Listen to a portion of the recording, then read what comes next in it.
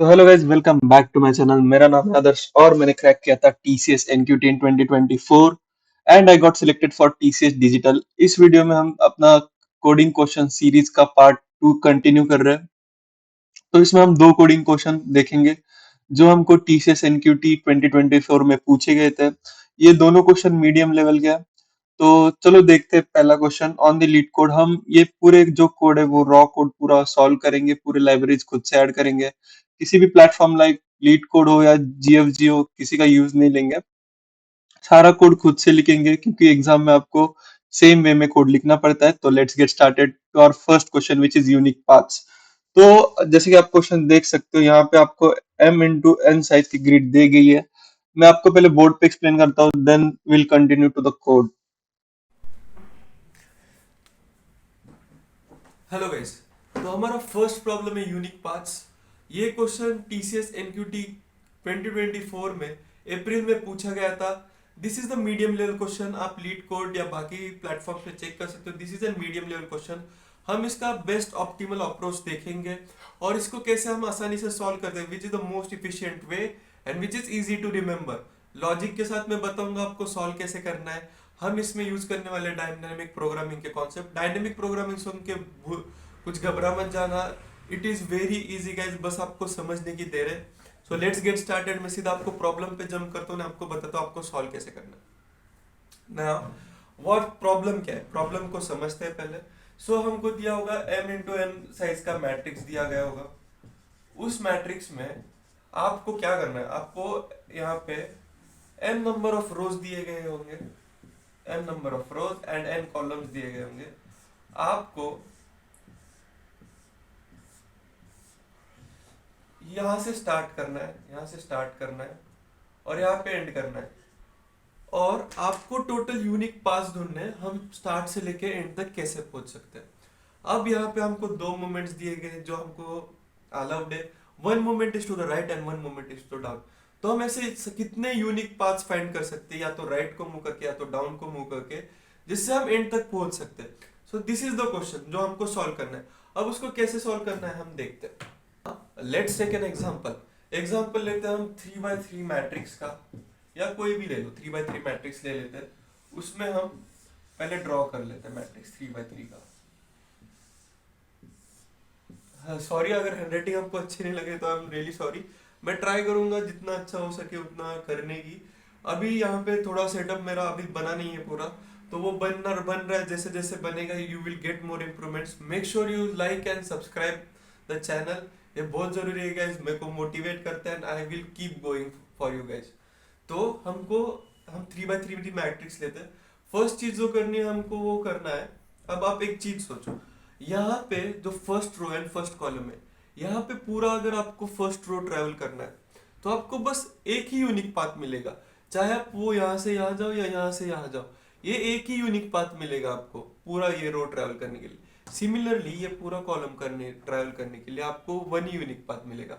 सो हम first row and first column को हम इनिशियलाइज कर देंगे वन से गाइस, क्योंकि यहाँ पे सारे यूनिक पाथ हर एक बॉक्स में ट्रेवल करने के यूनिक पाथ बस वन ही है। So first row and first column को हम as one one one mark कर देंगे, first row and first column को। ना एक चीज सोचो गाइस, अब मेरे को समझो यहाँ पे ट्रेवल करना है, तो इसके दो ही तरीके हो सकते हैं, क्योंकि मैं एक तो राइट की तरफ मूवमेंट कर सकता हूँ या तो नीचे की ओर मूवमेंट कर सकता हूँ। अब यहाँ पे मैं नीचे ऊपर से एक आ सकता हूँ और लेफ्ट साइड से एक आ सकता हूँ। तो यहाँ पहुंचने के जितने मेरे को यूनिक पाथ्स मिल रहे हैं, उसको और इसको मैं ऐड कर दूंगा तो मेरे को total number of unique pass to traveller मिल जाएंगे। तो हम कर देंगे ऊपर one, one plus one two. Similarly इस बॉक्स में आप देख सकते हो, लेफ्ट से मेरे को टू यूनिक पाथ्स मिल रहे हैं, ऊपर से मैं वन यूनिक पाथ मिल रहा है, तो यहाँ पे टोटल यूनिक पाथ थ्री आ गए। अब ऊपर यहाँ पे इस बॉक्स के लिए हम लेफ्ट से बस एक ही यूनिक पाथ से ट्रेवल कर सकते हैं, बट ऊपर there are two unique paths. और जैसे कि मैंने आपको बताया हम बस दो ही डायरेक्शन में मूव करते हैं, which is down and which is to the right. So ऊपर से नीचे आने के हमको टू वेज मिल गए और लेफ्ट से राइट जाने के लिए हमको वन वे मिल गया। तो इसको टोटल ऐड कर देंगे, हमको टोटल मिल जाएंगे three ways to get here. And यहाँ पे आपको मिल जाएंगे, यहाँ से थ्री वेज मिल जाएंगे और यहाँ से थ्री वेज मिल जाएंगे। टोटल जो हम स्टार्ट यहाँ किए थे वो एंड तक पहुंचने के लिए हमको टोटल मिल रहे 6 unique paths, and this is our answer guys. This is our answer. हम इसको सॉल्व कैसे करेंगे? हम सॉल्व करेंगे डायनेमिक प्रोग्रामिंग का कॉन्सेप्ट यूज करके। हम जितना भी उन्होंने हमको एक मेट्रिक दे रखा है m×n का, हम उतने साइज का एक एरे बनाएंगे। उसके first row and first column को हम इनिशियलाइज कर देंगे 1 से, एंड बाकी हम जितने भी बॉक्सेस है उसको हम फिल करते जाएंगे, लेफ्ट साइड से वैल्यू ऐड करके एंड ऊपर से वैल्यू ऐड करके। So let's jump on to the code. मैं आपको कोड करके दिखाऊंगा तो ये प्रॉब्लम को आप कैसे सॉल्व कर सकते हो। ओके, जैसे कि आपने अभी देखा, तो अभी उसी प्रॉब्लम को हम कोड करते हैं। Let's start to code it. First हम इंक्लूड करते हैं अपनी libraries which is include iostream. हम बिट्स भी ऐड कर लेते हैं। इंक्लूड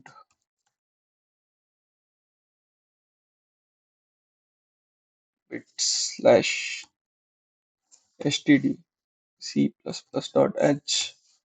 मेक श्योर करना है कि दोनों लाइब्रेरीज इंक्लूड कर रहे हो अगर आप कोई डेटा स्ट्रक्चर यूज कर रहे हो तो। यूजिंग नेम स्पेस std, फिर अपन लिखेंगे अपना int main function, int main. अब यहाँ पे आपको दो इनपुट लेने हैं, तो हम दो वेरिएबल इंटीजर वेरिएबल डिक्लेयर करते हैं, that is M N N. पहले हम लेंगे number of row which is m from the user, and second हम लेंगे।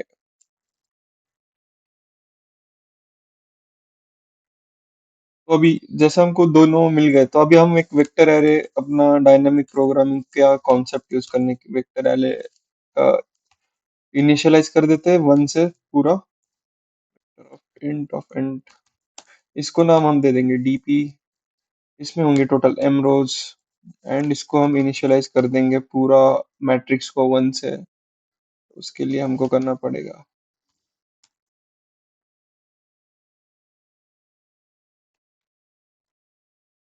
n,1।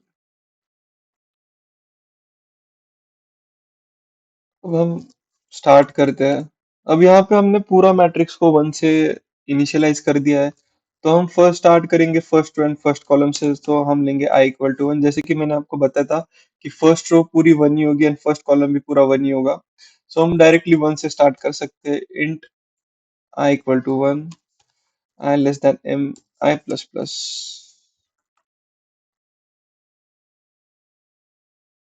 or j equals to 1, j less than n j plus plus। अब यहाँ पे अभी हम हमारे वैल्यूज ऐड करते जाएंगे पूरे मैट्रिक्स से। जो dp of j equal to, पहले हम लेफ्ट से वैल्यू लेंगे तो होगा वो होगा p ऑफ।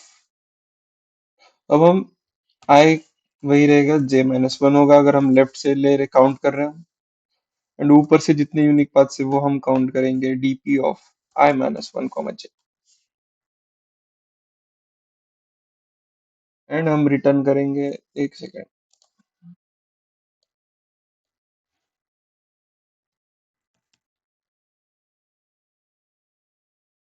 हमको सी आउट करना है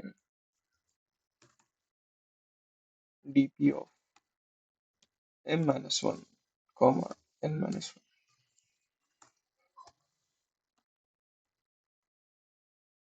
एंड रिटर्न 0 कर देंगे। इसको एक बार रन करके देखते हैं।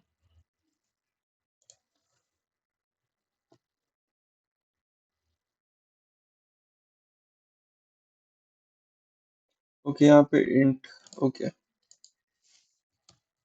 फिर से रन करते हैं। यहाँ पे हम डाल देते हैं टोटल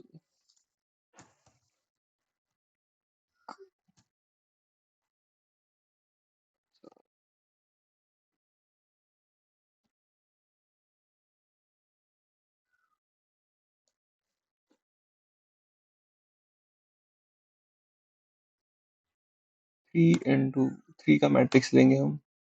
ओके, तो आंसर करेक्ट आ रहा है अपना। Total unique paths are 6। हम कोई एक और एग्जांपल लेके देखते हैं। 3 रोज एंड 7 कॉलम्स का उसका आउटपुट आना चाहिए 28। 3 into 7, 7। सो ओके, आंसर आ रहा है 28। So yes, This program is working fine. So let's move on to our next problem.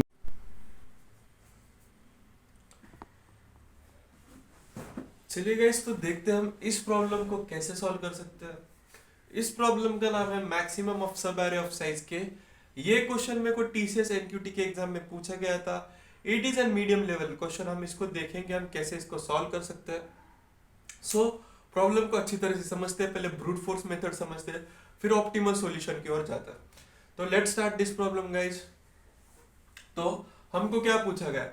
हमको निकालना है मैक्सिमम ऑफ सब एरे ऑफ साइज के। अब यहाँ पे हमको एरे दे रखा है साइज 6 का, जिसके एलिमेंट्स है 1 2 3 1 4 5, और सब एरे का साइज जो दे रखा है, विंडो साइज जो दे रखा है हमको 3 दे रखा है। तो हमको क्या करना है? हमें 3 साइज के जितने भी सब एरे फॉर्म हो रहे हैं उसके सबके मैक्सिमम एलिमेंट रिटर्न करने। अब वो हम कैसे कर सकते हैं, चलिए देखते हैं।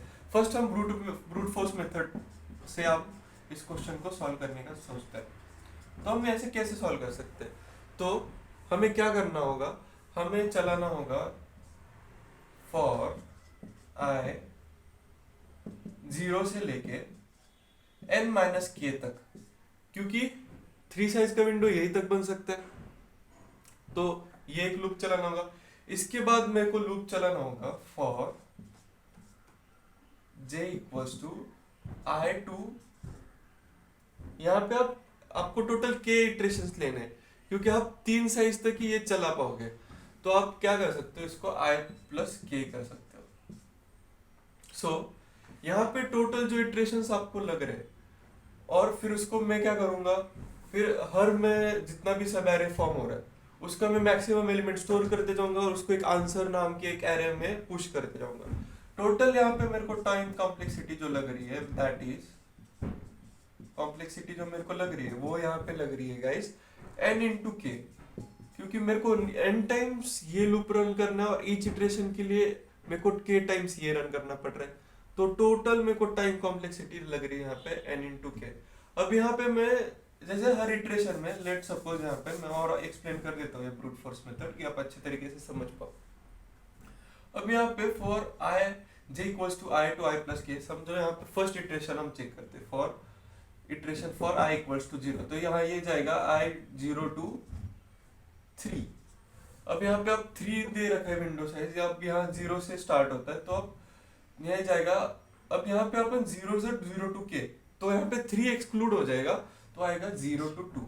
तो ये चलेगा 0 to 2 तक। अब 0 to 2 मतलब 1 2 3। अब इसमें हर एक ये एक हम मैक्सी नाम का एक वेरिएबल डिक्लेयर कर लेंगे और इसमें मैक्सिमम स्टोर कर लेंगे मैक्सी कॉमा एरे ऑफ जे का। तो इस सब एरे में 1 2 3 जो फर्स्ट सब एरे, इसमें जो 0 से 2 से लेके जो एक सब एरे फॉर्म हो रहा है साइज 3 का, उसमें से मैक्सिमम एलिमेंट जो है 3 वो स्टोर होगा। तो मैक्सी में 3 स्टोर होगा। एंड इस लूप से बाहर आने के बाद हम इसको पुश कर देंगे आंसर में, answer dot push back maxi. तो ये ब्रूट फोर्स मेथड है और इसको आपको टाइम कॉम्प्लेक्सिटी लग जाएगा n इंटू के, which is not good guys. तो हम इसको एक ऑप्टिमल सॉल्यूशन देखते हैं कि हम ऑप्टिमल में इसको कैसे सॉल्व कर सकते हैं। अब यहाँ पे हम देखते हैं एरे विच इज 1 2 3 1 4 5। तो हम इसको सॉल्व करते हैं फर्स्ट इटरेशन से, और मैं आपको बताऊंगा कि इसके हम डीक्यू का यूज क्यों कर रहे हैं। डीक्यू में हम स्टार्टिंग से और एंड से दोनों जगह से एलिमेंट निकाल भी सकते हैं और डाल भी सकते हैं। सो हम डीक्यू का यूज करेंगे। आगे जाके आपको पता चलेगा, जब मैं कोड करूंगा तब आपको पता चलेगा कि मैं डीक्यू का यूज करता हूँ। Let's get on each iteration. तो फर्स्ट इटरेशन में अपन होंगे, हमारा जो डीक्यू होगा उसको हम लिखते हैं। अब यहाँ पे 1 2 3 i इक्वल टू 0 पे हम इस पोजीशन पे रहेंगे i में। तो यहाँ पे आपको, तो इसको हम डाल देंगे सीधा इसमें अपने dq में, i इक्वल टू 1 में। अब यहाँ पे हम रहेंगे इस पोजीशन पे, तो इस पोजीशन पे हमको सीधा डाल देना है। अब यहाँ पे एक चीज नोटिस करनी है आपको कि हमारा अगर लेफ्ट वाला एलिमेंट वो अगर छोटा होगा तो ऑब्वियसली ये शैडो करेगा इसको, क्योंकि ये इससे मैक्सिमम है, उससे ज़्यादा बड़ा है। तो हम लेफ्ट पार्ट निग्लेक्ट कर सकते हैं। तो हम इस यहाँ पे अगर कोई भी एलिमेंट है जिसके लेफ्ट साइड में छोटे एलिमेंट्स है उससे, मतलब अब यहाँ पे आप जैसे दे सकते हो 1 is lesser than 2, तो हम वहाँ पे 1 को निकाल के 2 को डालना है अपने को। तो यहाँ पे 1 को हम निकालेंगे, पॉप करेंगे, 2 को ऐड कर देंगे। अब i=1 में क्या, i=2 में क्या होगा, i=3 में होगा। अब यहाँ पे 3 है, वो 2 से बड़ा है। तो सिमिलरली हम dq में 2 को निकाल के हम 3 को ऐड कर देंगे।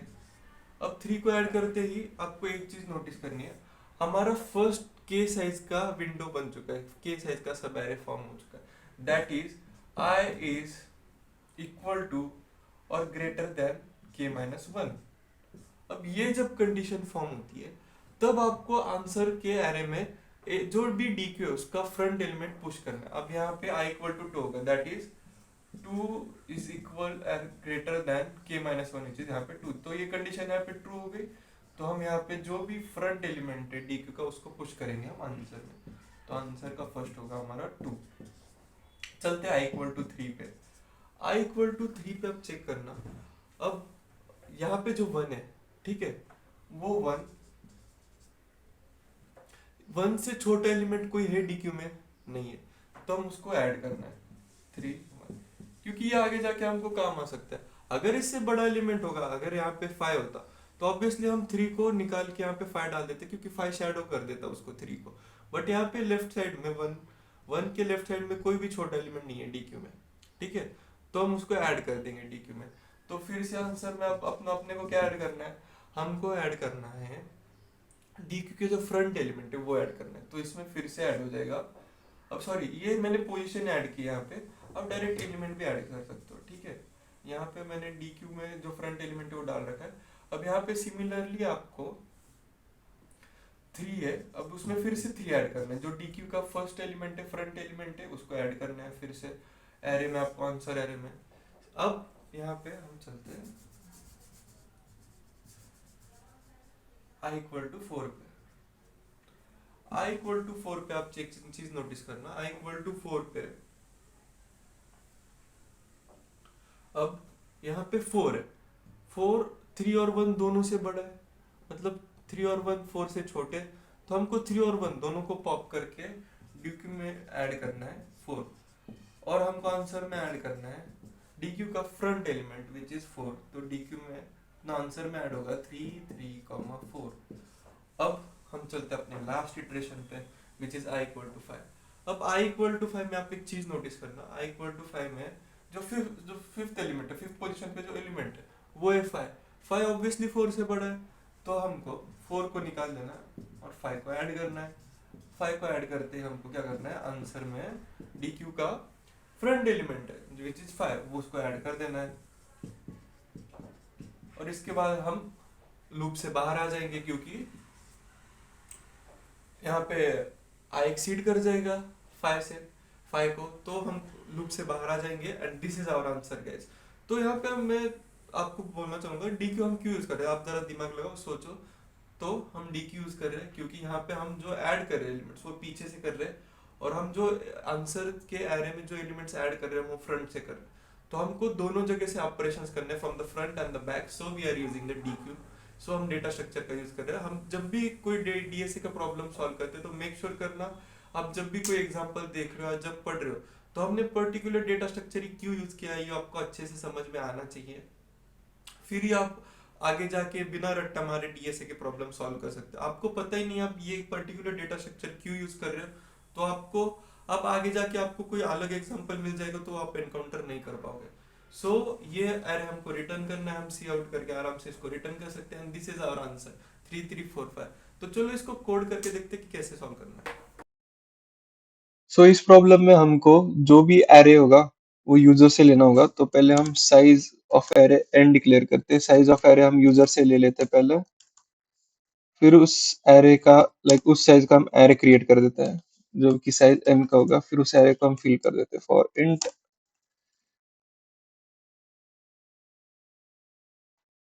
Equals to 0। यहाँ पे एक हम नाम का एक वेरिएबल डिक्लेयर कर रहे हैं, इंटीजर डेटा टाइप का, एंड इसको हम डालेंगे अपने एरे में। तो इसको हम पहले ले लेंगे यूजर से,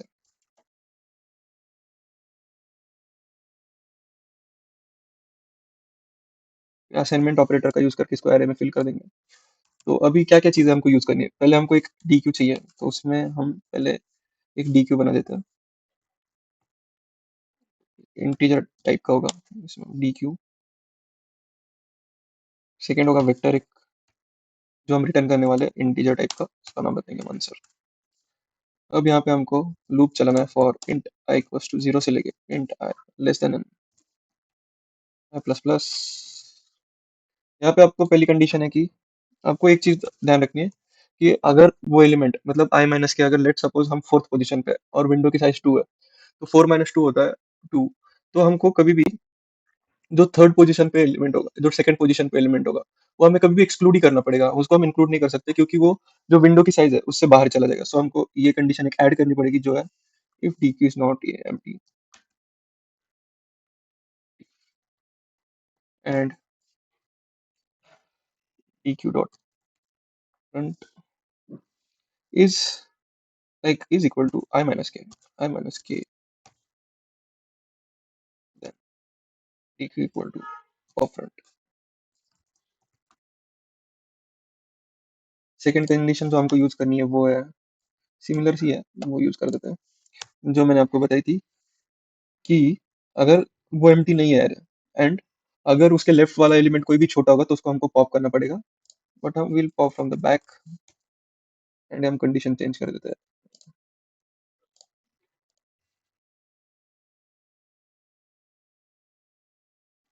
बैक। यहाँ पे हमको array of D Q of back लिखना पड़ेगा, क्योंकि यहाँ पे हम ना जो पोजीशन है वो सेव कर रहे हैं डी क्यू में, ना कि वो एलिमेंट, इसलिए हम कर रहे हैं array of D Q of back should be lesser than array of i, तभी हम पॉप करेंगे जो भी एलिमेंट उसको पुश बैक कर देना है।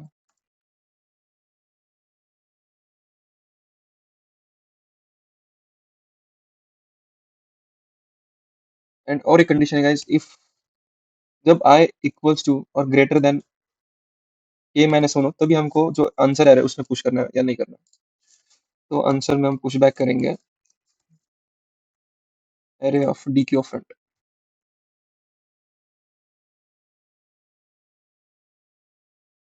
और हमको अभी सी आउट कर देना है। इस लूप से बाहर आ गए, अब हमको सी आउट करना है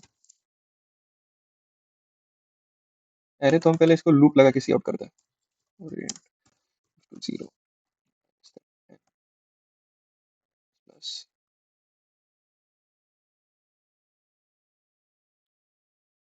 यहाँ पे एन आएगा, यहाँ पे आएगा वेक्टर एरे का साइज।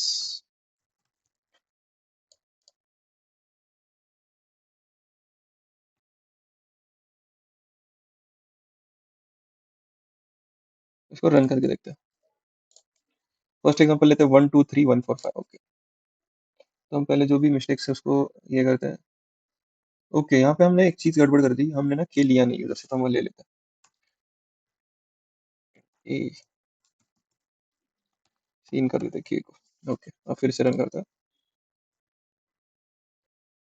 तो वैसे हम यहाँ पे मिस्टेक कर रहे थे, यहाँ पे डीपी नाम दे रहे थे हमने, जबकि वो डी क्यू है, तो माइनर सी मिस्टेक है। और चेक करते हैं। ओके हाँ गाइज, यहाँ पे ना वाइल लगेगा, ये जब तक कोई जब तक आपको लेफ्ट में एक छोटा एलिमेंट नहीं मिल जाता, तब तक आपको उसको हटाते जाना है। तो अब इसको रन करते हैं फिर से, देखते हैं। एरे ऑफ द साइज है 6, फर्स्ट 1 2 3 1 4 5, विंडो में 3 3 4 5 आंसर लगे। ओके चलो, आंसर इज करेक्ट। अभी एक और प्रॉब्लम हम लेते हैं, हम इसको लेते हैं 20 10 एंड 30। फिर से रन करना पड़ेगा। साइज है 10, फर्स्ट एलिमेंट 20 10 30, विंडो की साइज है 1। तो यस गाइस, 20 10 20 यही मिल रहा है। तो चलो, ये कोड वर्क कर रहा है गाइस। तो thank you for staying with me here. Make sure करना आप चैनल को सब्सक्राइब करना, and love you all guys, bye bye.